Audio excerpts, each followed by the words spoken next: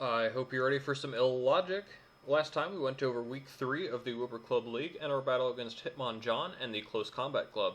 Please go check that out first if you have not done so already, as I went over the team builder as well as the battle, which, spoiler alert, the Buffalo Bouffalant emerged victorious with a 6-0 win with an anti-stall stall team to bring our overall record to 3-0.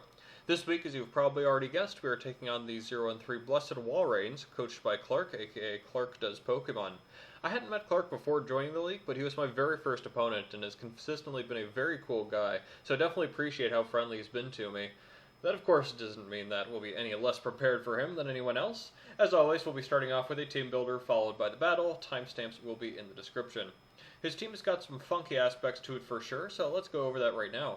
He's got a Ribombee, a Mamoswine, Mandibuzz, Dracovish, which was the #1 overall pick in the league, Toxtricity, Colossal, Hatterene, Ferrothorn, and his 2 Dynamax candidates in Galarian Slowpoke and Pyukumuku. Yeah, it's a very slow team outside of Ribombee, and the Dynamax Mons are super funky as well, if not worthless in Dynamax. However, he does have some speed control in forms of Sticky Webs or Trick Room to help his speeds out. The power that things like Dracovish, Toxtricity, and Mamoswine provide are more than enough to justify defensive Dynamax Mons as well. Additionally, his hazard game is on point, between Ferrothorn and Colossal stacking, with the Sticky Webs as well, and also Rapid Spin and even Magic Bounce to help keep them off of his side. There are definite flaws, and I need to do a good job of exploiting them in order to pull out victorious. So let's kind of go over the least threatening members. Obviously, we're going to start with Galarian Slowpoke. The evolutions have not been released yet, so about the worst thing it's going to do to me is set up Trick Room, maybe Yawn.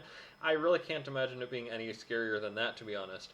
He's been using Colossal pretty consistently this season too, but I have multiple water and ground types, and its lack of power simply doesn't stack up well against the Bouffalant this week. Mamoswine is definitely a good Pokemon that I'm often afraid of, but I have a couple of near-guaranteed counters in things like Rotom-Heat as well as Weezing, and also a Kingler that's just asking to come in and set up on it, as well as a Dugtrio that's waiting to flinch it down and outspeed it. Finally, Pyukumuku probably shouldn't come, though I do see a niche for it against my possible setup mons. I do have a lot of things to hit super effectively for my high-tier picks between Rotom, Celebi, and Freeze-Dry Kyurem that they don't really need to be setting up in order to be threatening. So, what are the things I'm expecting? Mandibuzz is a bit of a fringe pick this week, but it definitely is his best Aegislash answer. It also puts a hard stop to other picks like Celebi and Seismitoad, while I don't really have too many ways to hit it super hard aside from trying to poison it. It also provides defog control, and Foul Play is a very cool punishing tool for him against me. Next is Ferrothorn, which every team needs to prep for, lest it simply Leech Seed stall them out or get hazard stacked. It's got a ton of resistances. My only stab moves to really hit him are Overheat from Rotom, as well as Scrafty's fighting moves, so I need to be careful not to sack things off when I'm unable to beat it one-on-one. Dracovish probably needs to be brought every single week, even though I have the most classic answer of all in Seismitoad. Kingler, Celebi, and Kyurem can also all take a hit with their resistance, but the former doesn't KO back, and the latter two really don't like the secondary coverage of Crunch and Outrage. Very difficult to play around. Speaking of, Toxtricity is very similar to Dracovish, and it's just on the special side. Boom Burst hits through substitutes, which limits my options drastically, and just hits so hard. I have a couple decent answers to it, namely Aegislash and its immunity to all but Overdrive, but that simply cannot be relied upon. Hatterene is also very annoying to deal with, especially when we see the trouble Gardevoir brought in week 1. Same typing, slower speed, but more power, and Magic Bounce is an easy switch in to boot. No Yawn, no Toxic, no Rocks, not good. Even a simple Life Orb set that can run coverage for Aegislash and Seismitoad will take something with it before it goes down. And finally, I find Ribombee to be the single scariest overall. Sticky Webs are an absolute pain for the rest of my team to deal with, and fast Bug and Fairy coverage compounds my overall weakness. Excelgor doesn't like the matchup, Celebi and Kyurem get bopped by Stab, and it even has the opportunity to run something like Stun Spore or a coverage move to boot. This is my sleeper biggest threat in the matchup, so we're going to have to play around it effectively, like maybe killing it right away. On my side, I've already touched on how bad Excelgor is here. Spikes can be bounced back, and it's probably best that I'm the one defogging anyways, considering how good Sticky Web is against me. Scrafty also kind of sucks here, as each of the top 4 threats I just outlined absolutely decimate it. 2 fairies, no dark weaknesses, does not a good matchup make for Scrafty, though an AV set could be kind of cool for something like Toxtricity, or maybe even an Intimidate set could be used to slow down Dracovish or Mamoswine. Kingler is definitely the inferior Dynamax option here, as it gets stopped 100% by Pyukumuku and struggles to even break through things like Dracovish, while needing prediction and coverage that doesn't afford it the opportunity to double dance like it did in week 2. Finally, I really wanted to bring a Alolan Dugtrio, but I really didn't like its weakness to Scarfers, as well as the inability to break through things like Ferrothorn or Pyukumuku. In case you hadn't noticed, that leaves me with only my top tier Pokemon remaining, which may seem like a bit much, but I wanted to try out a couple of different things with them to fit the matchup, so let's look at the team assembled. And after telling you that I was going for something different, we find ourselves right back where we started, with Aegislash wielding much the same set as last week. The Subtoxic set is incredibly difficult to break through, and is kind of acting as a failsafe or fallback plan in case any of my other tricks this week do not work. That, and I don't really see much that's switching in on this, or breaking the sub easily. King's Shield can help with the attack drop as well, and the EVs make it so even Specs Overdrive from Toxtricity will not 2-hit KO, with the rest into defense. Standard, but spreading Toxic and tossing around Shadow Balls with amazing defensive typing is simply too good to pass up. Next up, we've got something else that's admittedly relatively standard, but I haven't run yet, and that is Sub-Dragon Dance Kyurem-Black with Bolt Spear coverage. I'll admit this isn't necessarily the best week to bring this set, but getting a couple of boosts could still very easily be the game, and I see a few opportunities to do so. I outspeed Dracovish with this spread, meaning at +1 speed it needs to click Outrage in order to hit me, as Vicious Rend won't even break the sub. Also, with Max Stack Adamant, Pyukumuku is still 2-hit KO'd, and would have to be played brilliantly to outstall me, even with Unaware. Still, it's a pretty solid mon all the way around. Why would go wrong with Kyurem-Black? Next up, we have the tricky set of the week with Weakness Policy, Nasty Plot Celebi, with coverage moves of Giga Drain, Earth Power, and Dazzling Gleam to hit everything on his team very hard. Basically, get hit by a super effective move and win.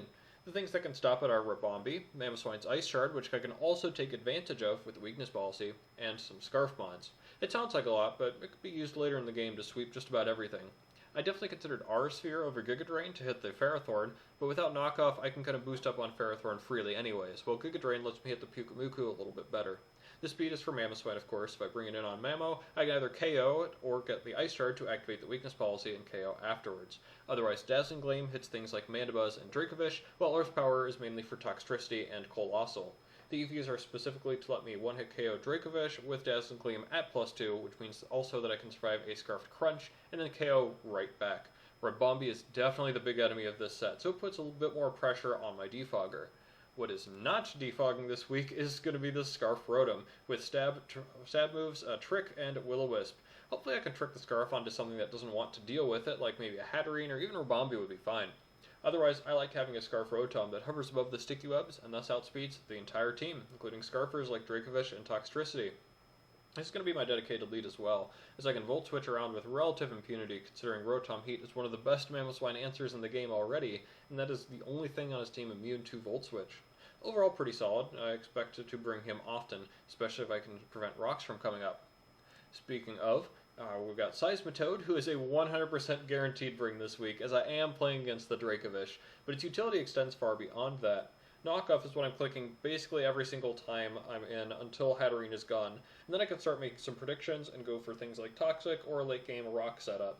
Otherwise, Earthquake does good damage, and I'm soaking up basically every physical attack he can throw at me aside from Power Whip. I am going to try to avoid bringing this in against anything but Dracovish, but this is the play 100% of the time against Dracovish. And finally, because I could really not afford to go without the removal of webs, Weezing is here to defog. It also can hit things with some stab moves and poison things like the Colossal that may try to switch in. Almost went for Will-O-Wisp for the last move, but I like the status moves on the members that have them, aside from Toad, being immune to themselves if they are bounced back by Hatterene. That is, if Toxic is bounced back, it's not going to poison me, I'm already a poison type. And the same is true for the Aegislash and Steel typing, as well as Rotom and its Fire typing with Will-O-Wisp.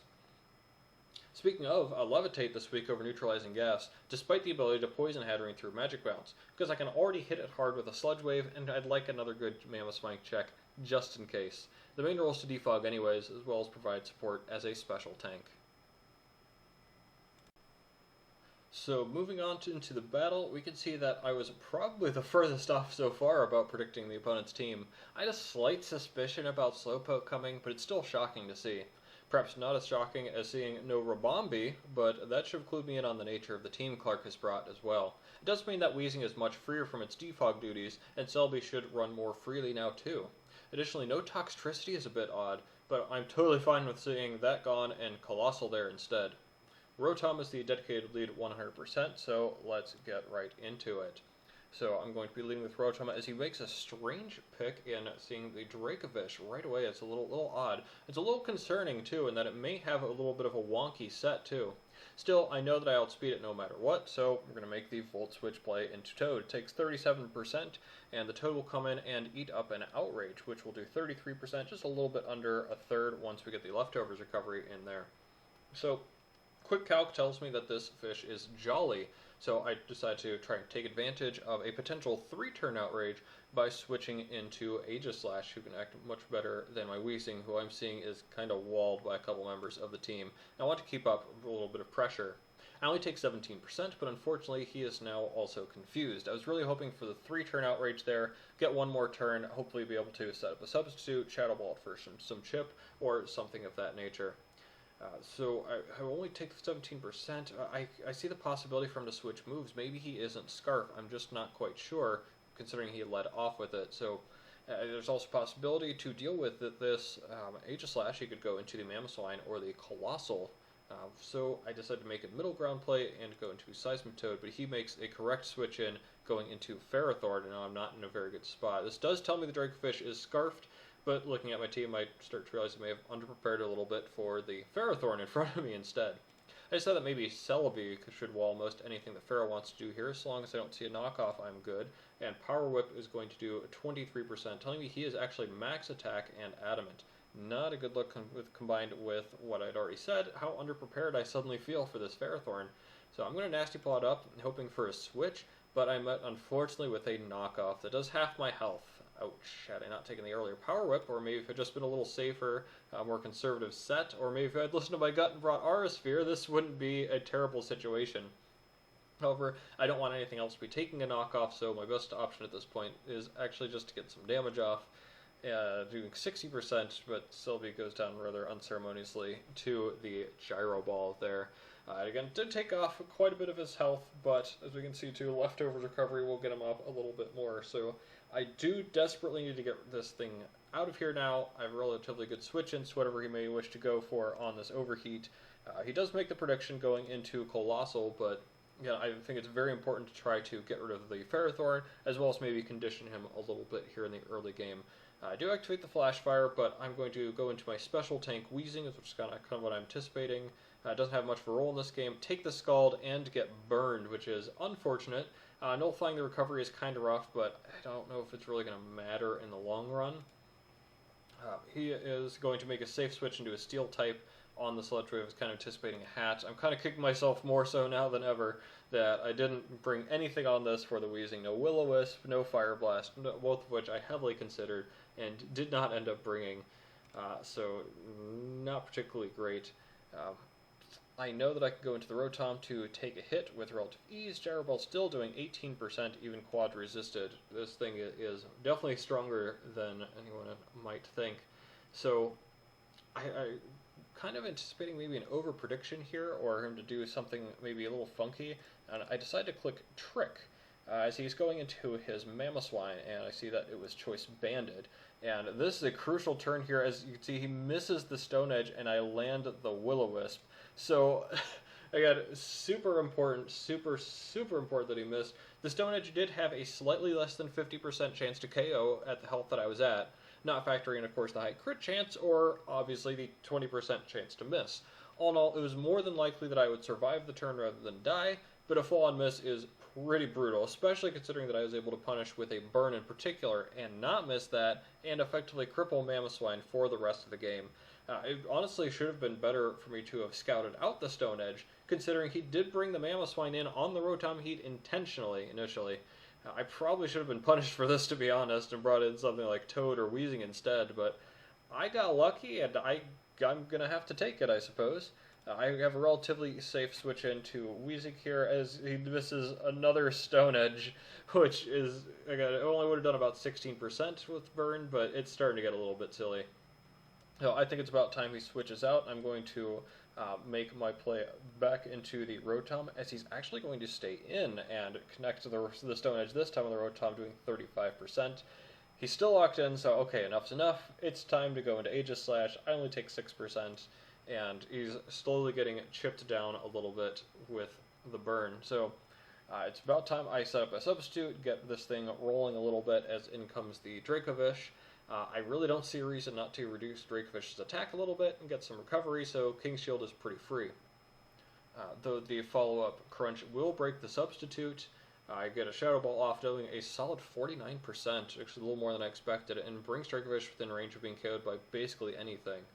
Well, may as well get a little bit more chip, a little more attack drop rather, and recover a little bit more before going into the sweeper. Yes, it's time for Kyurem-Black to come in next, and he's only going to take 14% from Crunch. So pretty crucial, I think. The second to Crunch, of course, with the defense drop is pretty unfortunate. The amount of hacks in this game starts getting a little bit silly from here. Not that too many of them matter that much, but we'll kind of see here. So from here, you can see me Dragon Dance up a good bit. The bulk on everything and surviving the hits on my substitute will allow me to get up to +4/+4, while also ending behind a substitute. I'm not sure if keeping the Dracovish in was the best idea here, as I'm sure sacking something like the Hatterene or the Ferrothorn to at least get the sub down and revenge it much earlier was an option, but as it is, this could very well be game. Or it could have been, but we'll get there in just a moment. So gotta get one more Dragon Dance off here, and going to break sub. The substitute has been super critical for me this whole season, so I'm interested to see how players are going to adapt. As you can see, also I'm going to end with enough to be able to set up another substitute later should I need it, but the Dracovish will eventually go down. So in comes the Mamoswine, and there's really only one option for him to do. So here is, if you didn't think that staying in on the Stone Edge with Rotom was a bad play, here's the first real bad play. So again, the only thing you can do is Ice Shard to break the substitute, which it can do so because of the defense drop earlier, which meant the Crunch did a little bit more, which means the Ice Shard can do a little more, which means sub can break down. You get what I'm saying there, but really I should have thought about this for more than a fraction of a second, or would have realized that the optimal move here was actually to click substitute again. If you can see, I have 34%, that's plenty of HP for another sub. He would break with an Ice Shard, I'd get up another sub, you take the next shard with ease, the substitute's still up, and be able to KO the Mamoswine with a sub up again. As it is, though, I don't make the easy play, and I just kind of claim my KO onto the Mamoswine, feeling a little good about the +4 attack and the speed, of course. But in comes the Galarian Slowpoke. So between Substitute, Fusion Bolt, and Icicle Spear, there are, of course, positives and negatives going through my mind. Substitute has a chance to dodge status moves, or maybe he won't be able to even break the sub. That's relatively unlikely. Icicle Spear won't necessarily KO if he Dynamaxes, but otherwise is pretty safe. Fusion Bolt has the best chance to KO if he Dynamaxes, as well as just straight up KO if he doesn't Dynamax. As it turns out, I picked the worst option of the three by clicking Fusion Bolt, as he reveals to have a Focus Sash and sets up Trick Room, effectively stopping the sweep dead in its tracks. Icicle Spear was obviously the optimal choice here, even in hindsight, as he probably wouldn't have been able to KO me from this range. So why not just go for it and chance being able to KO a max bulk Dynamax Slowpoke while not having to worry about a Sash, maybe KOing if I got enough hits in anyways. So, silly move, to be honest. It just kind of gets worse, as before going down, he will yawn me. So, misplay after misplay from me, but in the end, Clark also made the right moves to get out of the inevitable sweep that was coming to him. So, yeah, props to him for avoiding Kyurem Sticks-Owing right here. Hatterene is his switch, and I need to resist the incoming Fairy move. I send an Aegislash, gets the 22% Dazzling Gleam. This shows his choice in Fairy coverage and reveals a Life Orb, so no Draining Kiss or anything like that. King's Shield is a pretty easy play for me to make, as it stalls out Trick Room for a turn, although he does go into the Colossal. Could have given me the chance to King's Shield one more time, but with only one turn of Trick Room left, I feel pretty good about making this switch into Seismitoad. I take a solid 26% from the Fire Blast. It tells me it has a lot of special attack investment too. I'm assuming that he's going to switch out. It's finally time to go back to the original plan that I described in the Team Builder and finally click Knockoff, as it could either get rid of the Life Orb on the Hatterene, or, even better, get the leftovers off of the Ferrothorn I've been playing around all game. That is the likely switch in after all, and he does make that play, so I can bring Ferrothorn down to 41% max for the rest of the game, assuming he's not packing Leech Seed for that final move. Super crucial to bring down this monstrosity. Rotom-Heat is, of course, the easy switch in, as it even survives the Power Whip crit. More hacks than I thought in this game, though again, it doesn't matter too much, The obvious prediction now is whether I Volt Switch or Overheat. With leftovers gone off of Ferrothorn, I don't feel so much pressure to take down the Ferrothorn right now with Overheat like before. So making Volt Switch is the Volt Switch play is very safe, and I think overall the better option. I get the call correct, he goes into Colossal, takes a little chip, and it gets me back into Toad, nabbing some recovery and putting him into an awkward spot. I obviously have some ground coverage, in this case it's Earthquake, and nothing that's left on the team really wants to take that Earthquake. And again, with the leftovers gone, Earthquake's going to do a ton of damage, so I can finally take this thing down with something other than Overheat. The second EQ finishes it off, and the Seismitoad set is proving itself to be probably the best one overall from the match. Hat, of course, is the answer. I see no reason not to do a bit of scouting. Just go into Rotom to sack it off and see the incoming Giga Drain. So we're even actually not recovering as much as losing. Go Aegislash, bring him to switch and go for a substitute, but he sets up Trick Room yet again with Hatterene this time. He really went hard in on the Trick Room this match, which I definitely should have caught on to in the team preview. However, Aegislash behind a sub is the master of stalling out turns, so a King's Shield on the switch, followed of course by another King's Shield on the Fire Blast, starts running the timer out on Trick Room pretty low. He's finally going to be able to break the sub here. As you can see, he's running very little speed. I'm not running any speed, still outspeeds me in Trick Room. And Shadow Ball is only going to do 22%, and that immediately alerts me that this thing is Assault Vested. Very bulky set. So the true purpose of this, of course, was not only get Aegislash back up to a 79% healthy, but to switch in Seismitoad again on the last turn of Trick Room, as I do thankfully avoid the burn in the last Fire Blast. I can't really afford to do much other than EQ, and I'm rewarded with the straightforward play by taking out the Colossal with ease. The last few turns are going to be focused on finding out the last move. I'm going to go into Weezing here to take a Giga Drain that could come in, also to bait out the incoming Psychic move as he Trick Rooms. So the plan was always to double back into Aegislash to confirm that the last move was in fact Psychic, and prove that Aegislash will wall this set forever between Psychic, Fairy, and Grass coverage. Aegislash resists all of them. I've got plenty of special defense. Why not stall out just a little bit? I wasn't even sure if the Shadow Ball would KO here.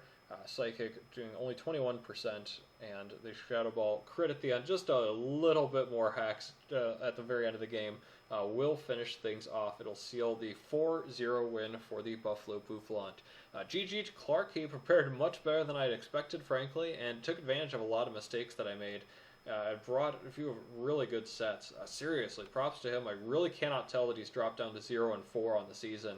A couple optimizations, sure. I think maybe the biggest one being Dracovish staying in on the Kyurem as it was setting up. But it's been a blast to see him develop over the season. So that said, let's head over to the post-game interview. Alright, we're here with the post-game interview with Clark from ClarkDoesPokemon. How are you doing, sir?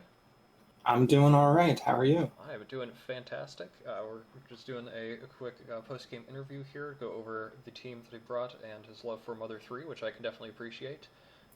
We've got the Galarian Slowpoke, the Hatterene, the Ferrothorn, Mamoswine, Colossal, and Dracovish. I don't know if there are any terribly big surprises here. I guess the first thing to comment on is that the Galarian Slowpoke did come. I know this was it seemed like a kind of a joke pick to a lot of folks. It's not a particularly offensive Tier 5 mon to come, but it actually was able to stop the sweep pretty effectively with the Focus Sash and Trick Room Yawn. There's a lot that went into that. I'm pretty impressed. So you want to take me through your thoughts on the Slowpoke set a little bit, and why you decided on this over Pyukumuku for the match? Yeah, well, I had to use Slowpoke eventually, and he was a joke pick. You're totally right. It seemed like the only thing he could do was a Trick Room setup. But I do want to comment, Slowpoke did have some other options. He had Yawn, which kind of forced you to switch out. He had Zen Headbutt in case I did decide to Dynamax. I like the light screen a lot, too, with the max defense as well, to give yourself a lot of mixed bulk. If the Yawn did force me out, being able to light screen up right after that, I like that option. Yeah, sometimes when I set up Trick Room, the opponent will kind of try and stall and wait for it to run out, so he has some other options to switch things up. I like that a lot, yeah. The Pyukumuku obviously can stop some of the setup sweepers as well, but I just Slowpoke put in the work. Can't really complain about that too much, right? Yeah, he did his job. Exactly. He's not meant to kill. The other Trick Room setter, of course, being the Hatterene, going a little more hard Trick Room overall. Hatterene, relatively standard set, but as we saw too, didn't really have coverage for the Aegislash, maybe a Shadow Ball or Mystical Fire, but I was even unaware they got Giga Drain. I was kind of assuming Energy Ball, but I like the synergy there with Life Orb.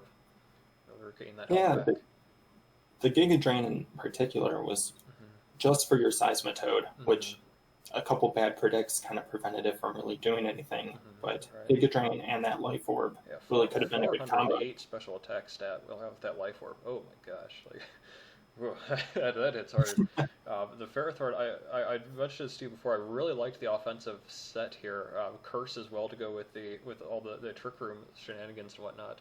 I feel like maybe I didn't prepare enough for this thing with how hard it started hitting. I see Adamant Max attack and everything. Like, wow, the knockoff obviously just easy move to spam.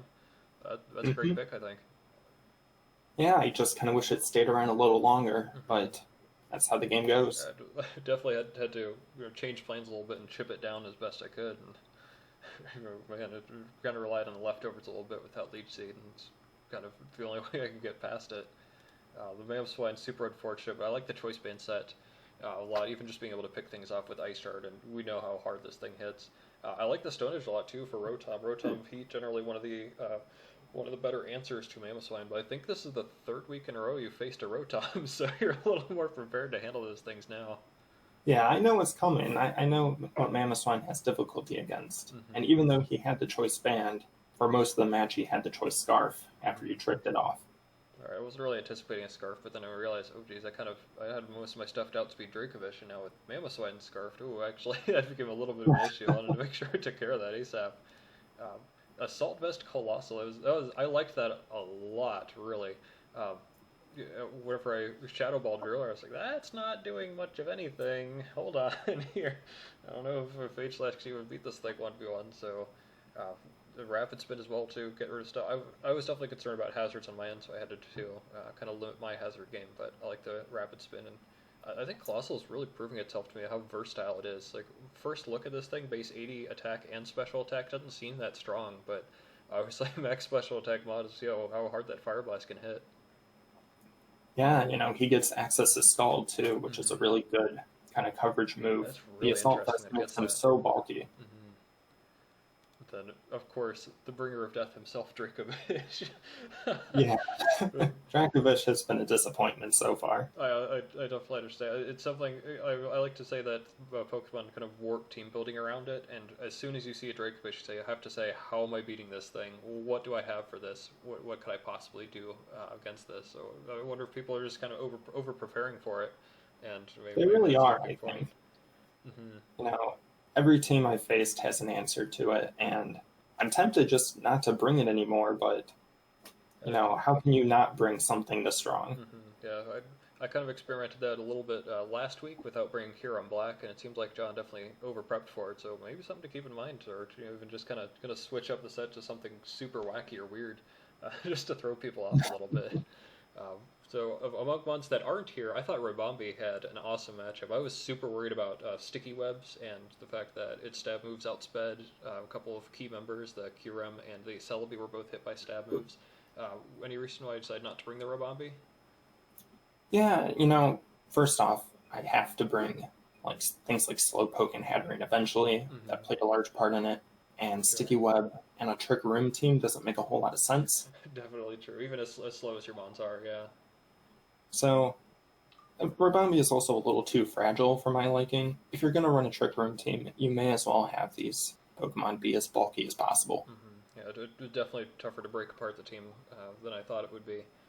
The other two members that weren't here, Mandibuzz, I kind of see where it had a mediocre matchup at best. Toxtricity, I spent a little bit of time with that. That thing just hit way too hard. I was very scared of a Scarf Toxtricity set there. But any other comments on those two not making the cut this week? Toxtricity, I've been playing around a little bit with him, trying to find his niche. Haven't quite been able to find it yet. That's kind of awkward. And Mandibuzz is a really good bulky Pokemon, and he probably would have been a good counter to Aegislash maybe, but... That's the main reason why I brought the Subtoxic Aegislash, because I thought Mandibuzz was going to switch in on this every time, but without it there, it freed it up a little bit. Yeah, so just not enough room on the team. think that's fair. Yeah, so I think you went all out with Trick Room Team. Did a pretty good job with it. It took a long time for me to break down compared to what I thought was going to happen. So definitely Yeah, kudos to 50 you. turn math. Yeah, 51 turns, right? Oh my gosh. 51. Even if a lot of that was spent setting up, you're able to stop the sweep, which I think is incredibly difficult to accomplish against a Kyurem of all things. So Yeah, I it's don't think Slowpoke. I don't think your record is properly reflecting the amount of prep and skill that you're putting into these battles. But it's this just the regular season. The playoffs is kind of what matters. So I hope you're definitely getting more acclimated to your team. I see you're trying a few different things here, even you're able to make Slowpoke work a little better. So definitely, Yeah, I think there's appreciate it. some definite surprises here. Any other comments or anything else before we wrap it up? I got nothing. You've seen the team. We're on that 0-4 streak, so not bad teams. That's going to turn around soon. I know you got some other folks in the bottom half of the league coming up, so you got a chance to turn it around right before playoffs. Not the easiest matchup to prep for. I do not look forward to facing this again in the playoffs. So please win a couple games so I don't face you in the first round, please. Do not want to knockout from this. So that'll do it for this one. Next we've got Haberfish and the Cleveland Cast Forms, and we'll see you then.